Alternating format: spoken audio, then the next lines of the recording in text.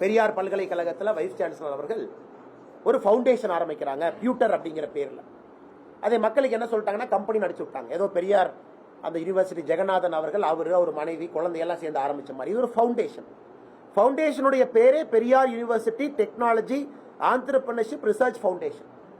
பெரியார் பல்கலைக்கழகத்தில் ஆரம்பிக்கப்படுற ஒரு நிறுவனம் செக்ஷன் 8 கம்பெனி, அப்படின்னா நான் ப்ராஃபிட். அந்த கம்பெனியினுடைய ப்ராஃபிட்டை யாரும் வெளியே எடுத்துட்டு போக முடியாது. அந்த கம்பெனியினுடைய வளர்ச்சிக்காக மட்டும்தான் அதை பயன்படுத்தணும். So Periyar university technology entrepreneurship research foundation, அதான் பியூட்டர் ஃபவுண்டேஷன். பியூட்டர் ஃபவுண்டேஷனுங்கிற பேரில் கம்பெனி ஆரம்பிக்கிறாங்க. பெரியார் பல்கலைக்கழகத்தில் ஒரு நிறுவனத்தை ஆரம்பிக்கிறாங்க. அந்த நிறுவனத்தில் இருக்கக்கூடிய 4 டைரக்டருமே ப்ரொஃபசர்ஸ். அதில் 3 பேர் பெரியார் பல்கலைக்கழகத்தில் வேலை செய்கிறாங்க, ஒருத்தர் பாரதிதாசன் பல்கலைக்கழகத்தில் வேலை செய்கிறாங்க.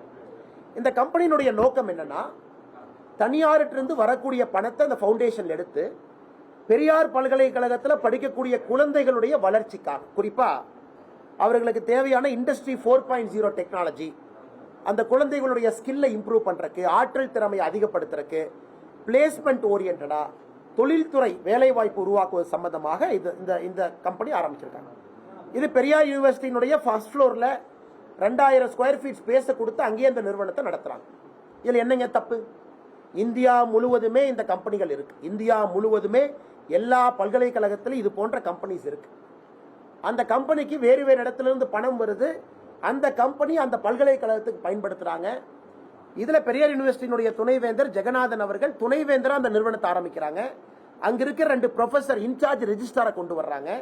பாரதிதாசன் பல்கலைக்கழக ப்ரொஃபசர் ராம் கணேஷை கொண்டு வர்றாங்க. இதுல எந்த தவறு இல்லையே. இதுல என்னங்க தவறு? எந்த தவறும் இல்லை. நியாயமாக ஆரம்பிக்கப்பட்ட ஒரு கம்பெனி, செக்ஷன் 8 கம்பெனி. அந்த ப்ராஃபிட்டை 1 பைசா வெளியே எடுக்க முடியாது. அது பெரியார் பல்கலைக்கழகத்துக்கு மட்டும்தான் செலவு பண்ணணும். அதை காவல்துறை ஐயோ அவங்க கம்பெனி ஆரம்பிச்சிட்டாங்க, இவர் ஒரு தனியார் கம்பெனி ஆரம்பிச்சிட்டாங்க, இதனால் பெரியார் யூனிவர்சிட்டியினுடைய சொத்தை அவர் கொள்ளையடிக்கிறார்னு அபாண்டமான குற்றச்சாட்டு, பொய்யான குற்றச்சாட்டு. காவல்துறை தன்னுடைய முகத்தை தொங்க வைத்து நிற்க வேண்டும். அந்த அளவுக்கு மோசமாக ஒரு பல்கலைக்கழகத்தை நடத்தியிருக்கிறாங்க. அண்ணே பாருங்கண்ணே, இதானே future foundation. Future foundation MOU எல்லாம் கையில் இருக்குதா? இதான் சார், பாருங்க சார், இதுல இருக்கு சார். எல்லா காப்பி அனுப்பிடுறோம், எல்லாத்தையும் அனுப்பிடுறோம் தலைவா உங்களுக்கு. இதுல இருக்கு. அவருடைய வைஸ் சான்சலர் பாத்தீங்கன்னா அவருடைய போலீஸ்ட கொடுத்த இது, அவர் எங்க பிடிச்சாங்க, 4:40க்கு என்னை இப்படி பண்ணாங்க, என்னை பாருங்க, என்னை பாருங்க 5 மணி நேரம் ஜீப்ல சுத்த விட்டாங்க, அவருக்கு ஹார்ட் அட்டாக் வந்தது, ஆஞ்சியோபிளாஸ்டி வந்தது, எல்லாத்தையும் அனுப்பியிருக்காங்க. எல்லாம் எழுதியிருக்காரு அந்த மனுஷப்பா. அண்ணே ஒரு விஷயம் நான் பத்திரிகை நண்பர்கிட்ட கை கூப்பி கேட்பறேன், நேர்மைக்கு ஒரு விலை இருக்கணும். பத்திரிகையில நீங்களும் நேர்மையா இருக்கிறீங்க. எவனோ ஒருத்தன் கடைசி நாள் நீங்க வேலையில் இருக்கும் பொழுது உங்களை அசிங்கப்படுத்திருப்பான நானும் ஏத்துக்க மாட்டேன். பத்திரிகையில் நீங்க இத்தனை நாள் நேர்மையா இருக்கிறீங்க, நேர்மையா ரிட்டையர் ஆக போறீங்க, ஒரு நாள் நீங்களும் ஆக போறீங்க, நான் ஆக போறேன். எவனோ ஒருத்தன் கடைசி 1 வருஷத்துல உங்களை கொச்சைப்படுத்தி கண்டதெல்லாம் சொன்னானா நீங்க ஏத்துக்குவீங்களா? நான் ஏத்துக்க மாட்டேன். இன்னைக்கு இப்படிதான் நடந்திருக்கு. வைஸ் சான்சலர் டென்யூரே முடிய போது இன்னைக்கு SC/ST கேஸ போட்டு பியூட்டர் ஃபவுண்டேஷன், காவல்துறை என்ன லாஜிக்கல் பேசுறாங்க? பிரைம் ஆபீசியர் கேஸ் எங்கனே மேட் அவுட்? பணம் அக்கௌண்ட்டுக்கு வந்துச்சா? 4 ப்ரொஃபசர், கம்பெனி வெளிய இருக்கானே, கம்பெனி ஒரு வீட்ல இருக்கா? பெரியார் பல்கலைக்கழகத்துல ஃபர்ஸ்ட் ஃப்ளோர்ல 2000 ஸ்கொயர் ஃபீட்ல இருக்கு. IPS படிச்சுதானே வந்திருக்காங்க. மென்சிரியா அப்படின்னு சொல்லுவானே, ஐபிசியினுடைய பேசிக் இன்கிரியன்ட் மென்சிரியா. மென்சிரியானா நம்ம தமிழ்ல சொல்லணும்னா குற்றம் நடந்தது என்ன, இங்க குற்றம் என்ன நடந்துச்சு, வேர் இஸ் த மென்சிரியா? மென்சிரியாவே இல்லையே, லாட்டின் வார்த்தை மென்சிரியாவே இல்லையே, குற்றமே இல்லையானே. அவருக்கு ஆக்சுவலா மாலை போட்டு கும்பிடு போட்டு, ஏன்னா இவர் தனியாக சேலத்துக்கு வரும் பொழுது